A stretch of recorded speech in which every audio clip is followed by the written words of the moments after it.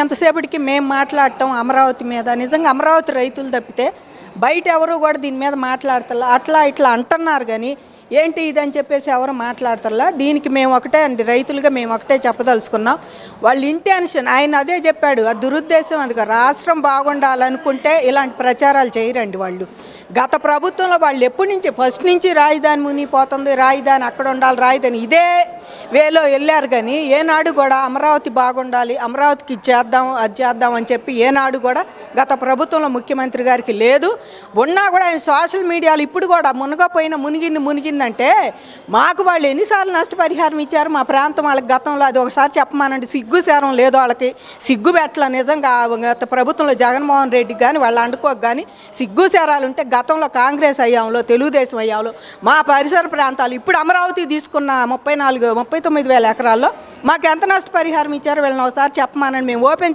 అడుగుతున్నాం వచ్చి రైతులుగా పదే మునిగిపోతుందంటే మేమేమో లోతట్టు ప్రాంతాల్లో ఉన్నాం మునిగిపోతుంది వాన రాగానే మునిగిపోతుంది మాకెంత ఇచ్చారు లోతట్టు ప్రాంతాల్లో మమ్మల్ని శిబిరాలకి చేర్చారు వీళ్ళు అదేంటి స్కూళ్ళల్లో అట్లా ఉంచుతారు కదా వాగు వచ్చినప్పుడు శిబిరాల్లో అట్లా మమ్మల్ని ఎన్నిసార్లు చేర్చారు ఏదైనా సరే ఇట్లా అబద్ధ ప్రచారాలు వీళ్ళకి ఆంధ్ర మీద అస్సలు లేదండి ఒక అమరావతి కాదు గత ప్రభుత్వం వాళ్ళకి ఆంధ్ర అట్టడిగిపోవాలి వాళ్ళ ఆస్తులన్నీ పక్క రాష్ట్రాల్లో పక్క దేశాల్లో దాచుకున్నారు అదే పెరిగిపోవాలి కానీ ఇక్కడ ఉండటానికి వీల్లేదు ఇదంతా అణిగిపోవాలి అణగారిపోవాలి ఆంధ్రప్రదేశ్ అనే ఉద్దేశంతో వాళ్ళు విశాఖపట్నంలో కాగింజంటి వచ్చినా కోర్టుకు వేశారు రావడానికి వీల్లేదు మేము రూపాయికి ₹10 అమ్మారు పొలం అని చెప్పి 8,000 మందికి ఉపాధి కల్పించేది మీరెందుకు అడ్డుకుంటున్నాను జడ్జి అడిగినా వీళ్ళ మొహాలే సిగ్గు సేరాలు పెట్టల మమ్మల్ని ఇంకా పదే ఎట్టుంటే నువ్వు తీసా 10 రాజద్రోహం కేసు అని ఆ జగన్మోహన్ రెడ్డి తీసుకొచ్చాడు ఎప్పుడో బ్రిటిష్ కాలం నాటి ఆర్టికల్ ఒకటి వన్నదా ఇప్పుడు అది తీసుకొచ్చి నీ మీద రాజధాని తిట్టినందుకు వీళ్ళందరి మీద రాజద్రోహం కేసు పెట్టాల్సి వచ్చింది అట్టాగే పదే కాలం నాడు మహిళల కాడినించి మరి కూర్చున్న వాళ్ళ కాడినించి మీ మొగుళ్ళు లేరా మీరు కూర్చున్నారా అది ఇదని చెప్పి మమ్మల్ని అన్నారు అప్పుడు గడ్డి పెట్టాం సిగ్గులేదు ఇప్పుడు కూడా పదే మునుగుతుంది అన్నందుకు మిమ్మల్ని ఏం చేయిస్తారంటే ఈసారి నిజంగా మీ మీద కేసు పెట్టాల్సి వచ్చింది అది రాజద్రోహం కేసు రాజధాని మీద పెట్టాలి ఇలాంటి ఒక మీడియా ప్రెస్ మీట్ పెట్టినందుకు సురేష్ గారికి ధన్యవాదాలు అట్లాగే వాళ్ళందరికీ వాళ్ళు ఎన్జిటి వాళ్ళు కనుక ఎంత అప్పట్లో వేశారు కేసు వేశారు దాని మీద గెలిచి కూడా వచ్చాం ఆ వేసింది కూడా మీ ఆళ్ళ రామకృష్ణారెడ్డి గారు 366 కేసులు వేసి రాజధాని నడిపించకుండా ఇంకా చంద్రబాబు ఏమీ చేయలేదని చెప్పేసి మళ్ళీ అబద్ధ ప్రచారాలు చేశారు ఎప్పటికైనా సరే మానుకొని రాజధాని బాగుండాలి లేకుంటే రాజధానికి ఏదన్నా వచ్చినప్పుడు ఒక చెయ్యి వేయాలి ప్రజల మీద మాట్లాడితే బాగుంటుందని చెప్పి మేము మరీ మనస్ఫూర్తి కోరుకుంటున్నామండి ప్రపంచ బ్యాంకులకి ఏముందో వాళ్ళు ఏ బ్యాంక్ అయినా రాస్తారు ప్రపంచ బ్యాంకులకు కాదు ఇవాళ రిజర్వ్ బ్యాంకుకి కూడా మీరు ఏ బాండ్లు పెట్టుకోవద్దని వాళ్ళకి రాస్తున్నారు ప్రపంచ బ్యాంకులు రాసిన విచిత్రం ఏంటంటే వీళ్ళ హయాంలో తెలంగాణ నుంచి తీసుకొచ్చిన ఐఏఎస్ శ్రీలక్ష్మి మీద కూడా నిన్న చేస్తున్నారు ఆమె పొట్టు చేరంతా అట్టగట్టుకుంటుంది ఇట్టగట్టుకుంటుందని ఇలాంటి వాళ్ళని ఏం చేయాలో భగవంతుడు చూడాలి మరీ మేము చెప్పేది ఏంటంటే శ్రీలక్ష్మిని తీసుకొచ్చింది మీరే తెలంగాణ నుంచి కావాలని మళ్ళీ ఇప్పుడు ఇలాంటి ప్రచారాలు చేసి అసలు రాష్ట్ర ప్రజలందరిని అయ్యోమయ్యాన్ని గురి చేసి రాజధాని మీద ఒక అబద్ధ ప్రచారాలు గామిచ్చే వీళ్ళని చెప్పులు తీసుకొని తన్నాలని చెప్పి మేము కోరుకుంటున్నాం రాష్ట్ర ప్రజలు మొత్తం కూడా ఎందుకంటే అమరావతి మా ఒక్కళ్ళది కాదు అమరావతి మన అందరిది మనది మన రాజధాని ఆ కాన్సెప్ట్ మీద మేము ఉండాము భూములు కావాలని అక్కడ ఇచ్చారు కాబట్టి ఇందాక ఆయన అన్నట్టు నీళ్లు రావాలన్నా వస్తాయి మళ్ళీ నీళ్లు పోవటానికి కూడా ఉంది ఇవాళ ఐటీ ముందుకు వచ్చిన రాష్ట్రాల్లో అన్నిట్లో డ్రైనేజ్ సిస్టమ్ ఫెయిల్ ఐటీ ఎంత ముందు ఉండ బెంగళూరు చూస్తే హైదరాబాద్ చూస్తే అలాంటి డ్రైనేజ్ సిస్టమ్ కూడా ఇవాళ బాగుండాలని పెట్టిన వాళ్ళు వీళ్ళు కాబట్టి ఇవాళ అమరావతి మీద ఏ దుష్ప్రచారం చేసినా కూడా వీళ్ళ మీద రాజద్రోహం కేసు పెట్టాలని కోరుకుంటున్నాం అమరావతి మీద దుష్ప్రచారం చేస్తున్న ప్రతి ఒక్కళ్ళకి మేము చెప్పేది ఈ మీడియా ముఖంగా చెప్తున్నామండి ఎవరైనా సరే అన్నం తినేవాళ్ళు ఎవరైనా అయితే ఇలాంటి మాటలు మాట్లాడరు నిజంగా ఆ దుష్ప్రచారం చేసే వాళ్ళు ఎవరైతే ఉన్నారో వాళ్ళు నిజంగా అన్నం తింటలేదండి ఎందుకంటే ఎంతసేపు అమరావతి అని అమరావతి ఏమండి మంచి చేస్తే చెప్పండి ప్రభుత్వం చర్యలు తీసుకోకపోతే ప్రభుత్వానికి సూచనలు ఇవ్వండి ఇలా చేస్తే బాగుంటుందని మీరు జర్నలిజం చదివి ఉంటారు కదా ప్రతి ఒక్కళ్ళు చేసేవాళ్ళు మీడియా మీరందరూ సలహాలు ఇవ్వండి సలహాలు ఇస్తే దాన్ని బట్టి ప్రభుత్వం మార్చుకొని తన లోపాలు ఏంటో తెలుసుకుంటుంది అంతేగాని ఏలెత్తి చూపి ఇంకా దాన్ని లాగమాకండి లాగి అక్కడ జరుగుతున్నది దాన్ని పక్కన పెట్టేసి జరగని దాన్ని బయటికి తీసుకొస్తున్నారండి మేము ఇప్పుడు ఈ ప్రభుత్వం కూడానండి ఎంతసేపు వాళ్ళు చేసింది అక్కడ చెప్తున్నారని మనం అనుకుంటున్నాము. ఎక్కడికక్కడికి ఎమ్మెల్యేలు ఎందుకు మాట్లాడరు, ఎంపీలు ఎందుకు మాట్లాడరు, అలాగే కార్యకర్తలు ఎంతసేపు మీ నాయకులు పొగుడుకోవటమే కానీ అక్కడ ఏం జరుగుతుందో మీరు చూడరా?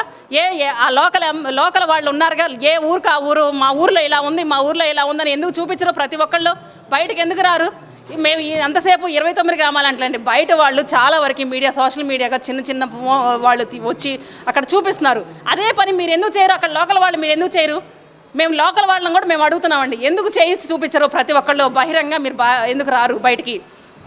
మనం తప్పుగా మాట్లాడకపోతే ఈరోజు ఆ తప్పే మనల్ని ఎక్కడి దాకో తీసుకెళ్ళిద్ది.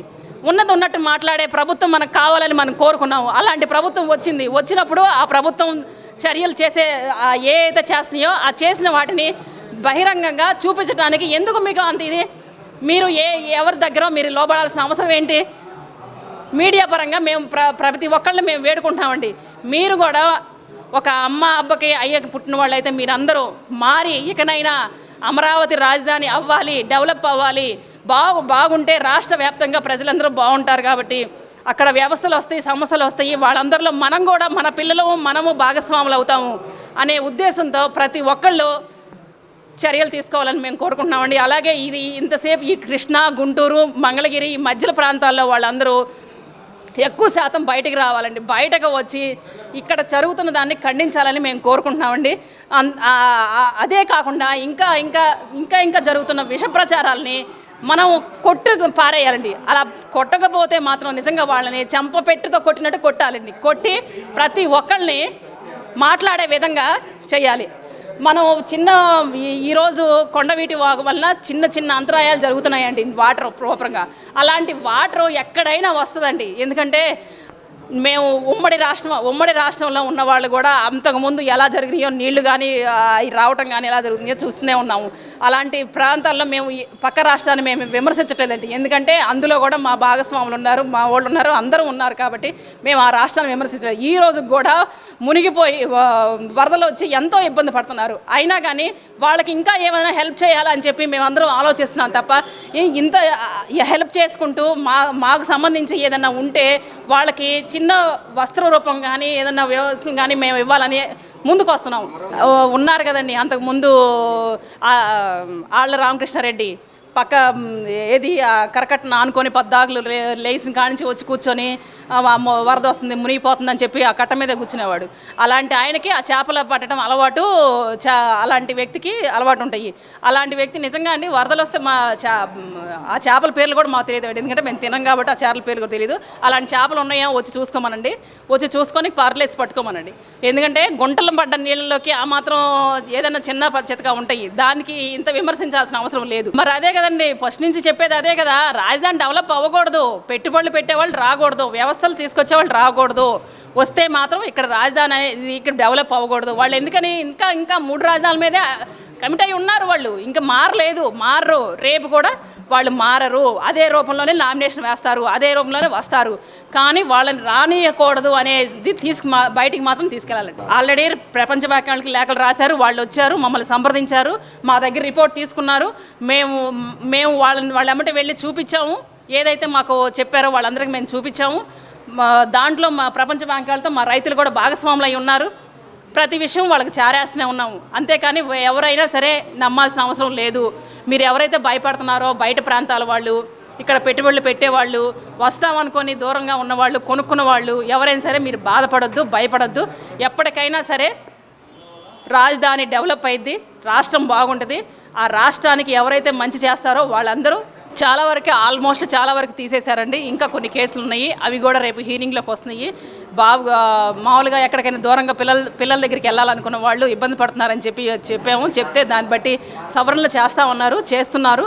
ఈ ప్రభుత్వం కూడా చర్యలు తీసుకుంటుంది. అలాగే ఇవన్నీ అప్పుడు ఆ రోజే మమ్మల్ని అన్నారు, మీరేం భయపడొద్దు, మీ మీద కేసులు పెట్టినా చాలా వరకు అవి కొట్టేసే కేసులే తప్ప కాదు, స్ట్రాంగ్గా ఉండే కేసులు కాదు, మీరు భయపడొద్దు అన్నారు. ఆ భరోసా ఇచ్చారు కాబట్టి ఇంకా వేల మంది బయటకు వచ్చారు, మాట్లాడారు. అసెంబ్లీ సమావేశాలకి నిజంగా ఇన్నాళ్ళకి వస్తున్నాడంటే మాత్రం మాకు నిజంగా సంతోషంగా ఉందండి.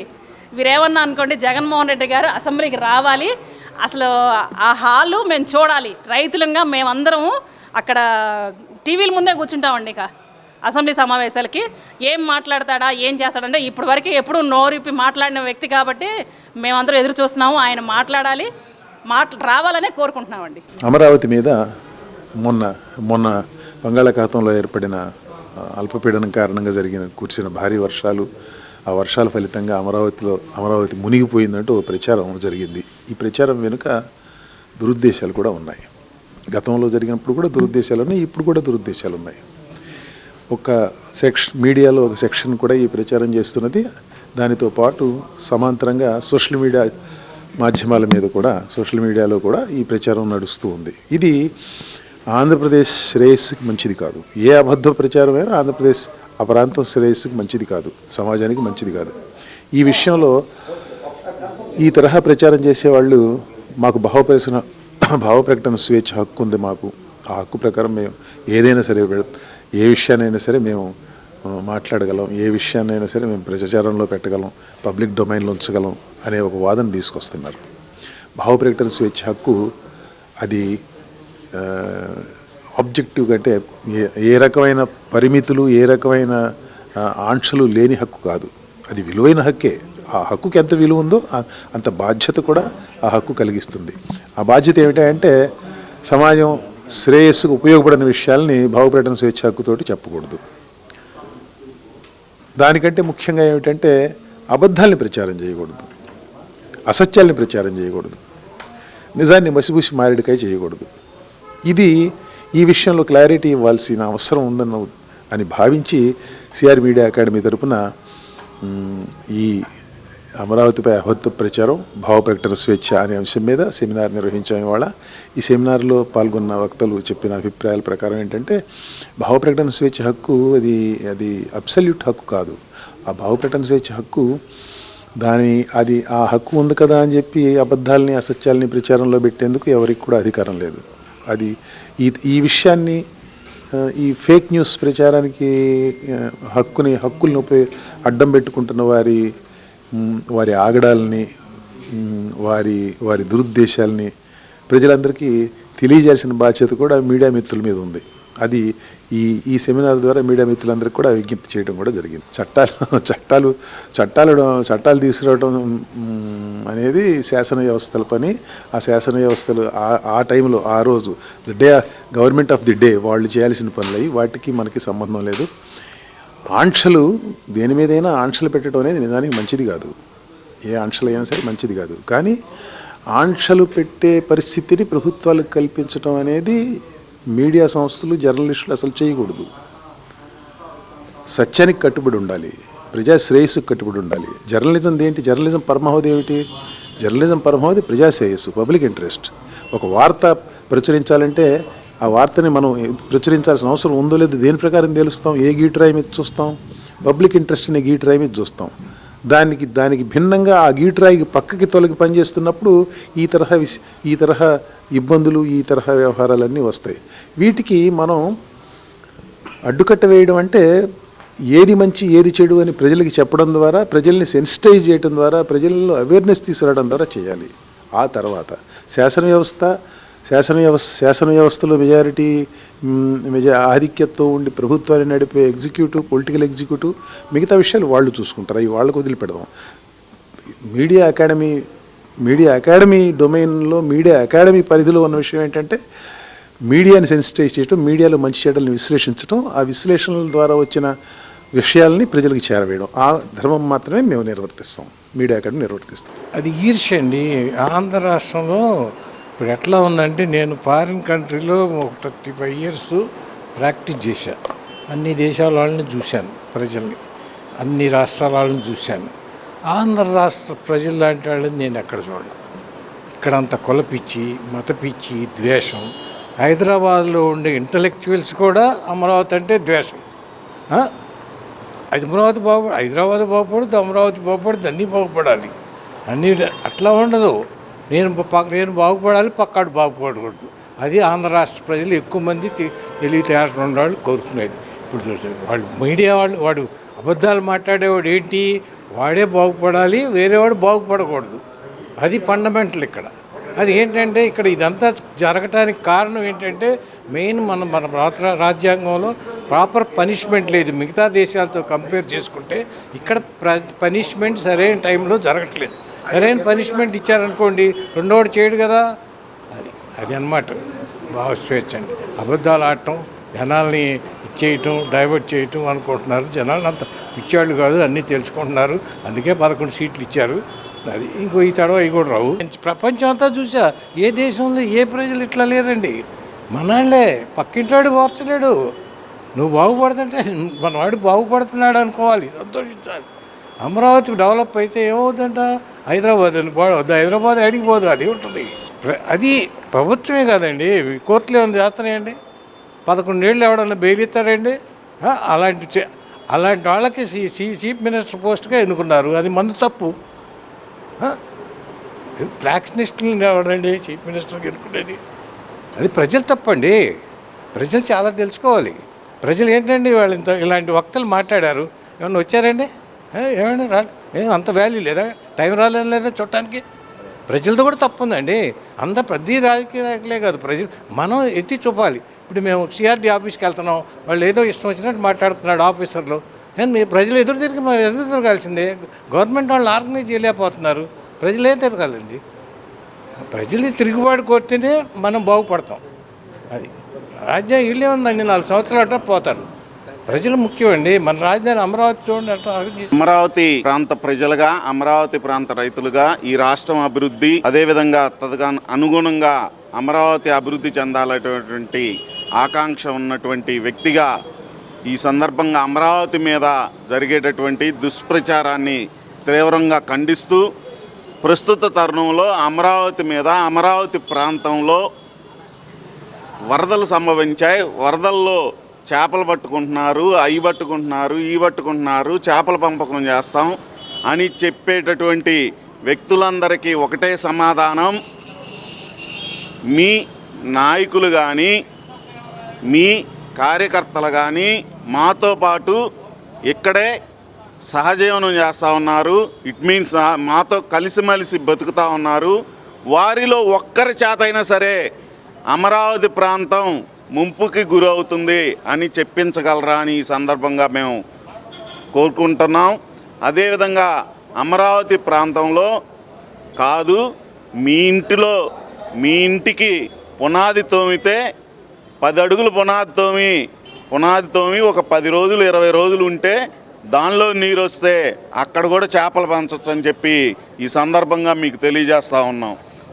దయచేసి మీరందరూ గమనించాలి, అమరావతిలో సుమారుగా 60,000 కోట్ల రూపాయలకు సంబంధించినటువంటి పనులు జరుగుతున్న సందర్భంలో అనేక ప్రాంతాల్లో అనేక రకాలైనటువంటి బిల్డింగ్ని నిర్మించడానికి వివిధ ప్రాంతాల్లో సుమారుగా 50 నుంచి 60 అడుగుల లోతు గుంటల్ని తీయటం జరిగింది.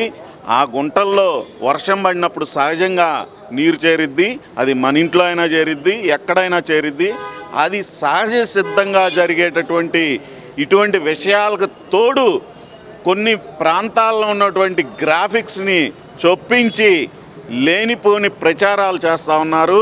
ఈ ప్రచారాలన్నీ ఎవరు నమ్మద్దని చెప్పి మనవి చేస్తూ, ఇదే ప్రాంతంలో హైకోర్టు ప్రతిరోజు నడుస్తుంది, అసెంబ్లీ, సెక్రటరియట్, అదేవిధంగా అనేక రకాలైనటువంటి ఆఫీసులు నడుస్తున్నాయి. అనేక రకాలైనటువంటి రాష్ట్రంలో ఉన్నటువంటి వివిధ ప్రాంతాల వ్యక్తులు వారి వారి అవసరాల నిమిత్తం ఇక్కడికి వచ్చేళ్తున్నారు. అదేవిధంగా గత 5 సంవత్సరాల్లో కూడా మీరు ఇదే ప్రాంతం నుండి ఈ రాష్ట్రాన్ని పరిపాలించినప్పుడు మీరు ఎక్కడ కూర్చొని పరిపాలించారని చెప్పి ఈ సందర్భంగా గుర్తు చేస్తూ, మరి అప్పుడు గనక వరద ముంపు సంభవించినట్టయితే మీరు ఎక్కడి నుంచి పరిపాలించారు? ఇప్పుడు మీ ఇల్లు ఈ అమరావతి ప్రాంతంలోనే ఉంది. మీ ఇంట్లో ఏమన్నా చేపలు పడుతున్నారా? చేపలు కనుక పడుతుంటే మీ ఇంటి యొక్క ఫోటోలు, వీడియోలు కూడా మరి ప్రజానికానికి తెలియజేయాలని చెప్పి ఈ సందర్భంగా కోరుతా ఉన్నాం. అదేవిధంగా భవిష్యత్తులో ఈ అమరావతి గురించి ఎటువంటి దుష్ప్రచారాన్ని చేసినా ఈ రాష్ట్ర ప్రజలు ఎవరు కూడా మిమ్మల్ని క్షమించరని, ఇప్పుడున్న దానికంటే ఇంకా అధపాతాళానికి తొక్కివేస్తారని చెప్పి ఈ సందర్భంగా మనవి చేస్తూ ఉన్నాం. రాజధాని మీద దీని మీద అంతకుముందు గతంలో కూడా కొంతమంది మీడియా ఛానళ్ళలో కూర్చొని అమరావతి ప్రాంత మహిళల గురించి అనేక రకాలైనటువంటి కించపరిచే వ్యాఖ్యలు చేసినప్పుడు కూడా మేము రాష్ట్రంలో ఉన్నటువంటి వివిధ సంస్థలు ప్రభుత్వంతో అమరావతి ప్రాంతం మీద ఇటువంటి దుష్ప్రచారం జరుగుతుంది, ఈ దుష్ప్రచారాన్ని తీవ్రంగా ఖండిస్తూ వివిధ వ్యవస్థల ద్వారా వారి మీద చర్యలు తీసుకోవడానికి ఆ రోజు మేము ప్రభుత్వాన్ని, అదేవిధంగా ప్రభుత్వంతో పాటు వివిధ సంస్థల్ని వ్యక్తుల్ని కూడా కలవటం జరిగింది. మరి ముఖ్యంగా దీనిలో మన భారతదేశం యొక్క చట్టంలో ప్రెస్ కౌన్సిల్ ఉన్న తప్పితే యూట్యూబ్ ఛానల్స్ సంబంధించిన సమగ్రమైన చట్టం లేకపోవటం వల్ల చట్టంలో ఉన్నటువంటి చిన్న చిన్న లోపాలను అడ్డం పెట్టుకొని వారు ఇటువంటి కార్యక్రమాలు చేసి ఈజీగా తప్పించుకుంటామనే ధైర్యంతో చేస్తూ ఉన్నారు. కాబట్టి మేము కూడా భారత ప్రభుత్వాన్ని దీనిలో మేము రాష్ట్ర ప్రభుత్వం ద్వారా ఏపీ ప్రెస్ అకాడమీ ద్వారా కూడా మేము భారత ప్రభుత్వాన్ని కోరటం జరిగింది. అనేక రకాలైన మెమరాండాలు ఇచ్చాము. వీటి ప్రకారం భారతదేశంలో ప్రెస్ కౌన్సిల్తో పాటు మీడియా ఛానల్స్, యూట్యూబర్స్ మీద కూడా కొంత నిర్దిష్టమైనటువంటి కొన్ని రకాలైనటువంటి చట్టాలను తీసుకురావాల్సిన అవసరం ఉందని చెప్పి మేమంతా అమరావతి ప్రాంత రైతులందరం కూడా ఈ వ్యవస్థల ద్వారా కృషి చేయటం జరుగుతూ ఉంది. అమరావతి గురించి తప్పుడు ప్రసారం పోయిన ప్రభుత్వం చాలా చేసిందండి. ఎడారని ఇంకా చాలా విషయాలు మాట్లాడాడు. అయినా కూడా మేము అదే శ్మశానం అని, ఎడారని, ఇది అమరావతికి పనికిరాదు, బిల్డింగులు కూలిపోతాయి, అట్లా ప్రచారం చాలా చేశారు. మేము ఉద్యమం చేసేటప్పుడు ఉద్యమం మానేయాలని చెప్పి ఎన్నో ప్రచారాలు మా మీద చేశారు, కానీ మేము ఉద్యమం మానలేదండి. చేసాం సాధించుకున్నాం. కానీ ఇప్పుడు మాత్రం మునిగిపోతుంది, పడవల్లో నడుస్తున్నారా, చేపలు పడతాము, పులస చేపలు పడతాము, పులస దొరుకుతుంది అమరావతిలో అని ప్రసారం చేస్తున్నారు. పులస అమరావతిలో కాదండి దొరకాల్సిందే. గత ప్రభుత్వం పట్టుకొని వెళ్ళి వ్యాపారం చేసుకోమని చెప్పండి. అంతేగాని అమరావతిలో పులసలు దొరుకుతాయి, ఇక నుంచి వాళ్ళు బిజినెస్లు పెట్టుకోవడానికి చేస్తున్నారండి. మాంసం షాపులు, ఇవి ఫిష్ షాపులు, ఇవే కదా పెట్టింది. వాళ్ళు అభివృద్ధి చేయలేదు కదా రాజధానిని. అమరావతి రాజధానిని అభివృద్ధి చేయాలంటే ఈ ప్రభుత్వంలోనే అవుతుంది. వాళ్ళు ఎన్ని చెప్పినా, ఎన్ని చేసినా, ఎన్ని మాటలు అన్నా కూడా అమరావతే రాజధాని, ఆంధ్రప్రదేశ్కి రాజధాని అమరావతి. పెట్టుబడులు పెట్టడానికి వచ్చిన వాళ్ళకి చెప్తున్నారు, కానీ వాళ్ళు వినరండి. ఇంకా గత ప్రభుత్వం చూశారు వాళ్ళు కూడా, ఇది అబద్ధ ప్రభుత్వము, ఇది మాట్లాడేది, కానీ ఈ ప్రభుత్వమే చేసేది అని చెప్పి వస్తూనే ఉన్నారండి. రాకుండా అయితే రావట్లేదు.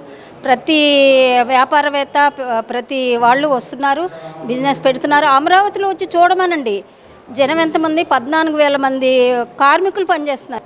వచ్చి 14,000 మంది ఎందుకు చేస్తారండి? అమరావతి ఇది కాకపోతే, డెవలప్ కాకపోతే, నీళ్ళుంటే, వరద వస్తే, వరద ఎలా వస్తుంది? మా ఇంటి ముందే ఉందండి సచివాలయం, కానీ మేము అక్కడే ఉంటున్నాం కదా. రోజు ఎంపీ గారు అందరూ, సీఎం గారు మా ఇంటి ముందుగానే వెళ్తారు. ఎట్లా వరద వస్తుంది? ఎక్కడుంది? మేము వరద వస్తే ఎలా ఉంటామండి అమరావతిలో? అదే చంద్రబాబు గారు కూడా ఇప్పుడు ఇల్లు కడుతున్నారు, వస్తుంది. బహుశా దసరాకి ముహూర్తం చేయొచ్చేమో ఇల్లు. అట్లాంటిది మునిగిపోయిందని అదని చెప్తున్నారు, కానీ అవన్నీ అబద్ధాలు. ఎక్కడో రూముల్లో కూర్చొని, ఏసీ రూముల్లో కూర్చొని మాట్లాడటం కాదు. కరెక్ట్గా అమరావతి వచ్చి తిరిగి చూసి చెప్పమని చెప్పండి. వాళ్ళకి దమ్ము ధైర్యం ఉంటే చేశారు, కానీ వాళ్ళు నమ్మలేదు కదండి. వాళ్ళు వచ్చి చూసుకున్నారు, మా రైతుల్ని ప్రశ్నించారు, ప్రతి ఇంటికి తిరిగారు, చేసి ఇప్పుడు వాళ్ళు నమ్మారనమాట. ఆ ప్రభుత్వాన్ని నమ్మలేదు. వాళ్ళు ఎన్ని చెప్పినా, ఎన్ని లేఖలు రాసినా కూడా ఇక ఎట్టి పరిస్థితుల్లో నమ్మే ప్రసక్తే లేదు.